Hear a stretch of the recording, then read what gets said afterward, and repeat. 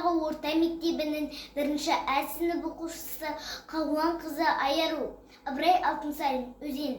Таулардан өзен ағар сарқыраған, айнадай сәуле беріп жарқыраған. Жел соқса, ыстық соқса бір қалыпты, аралап тау мен таста арқыраған.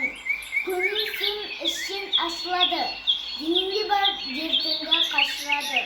Өксігей оттай жанып жануарлар, өзеннен рақат тауып басылады.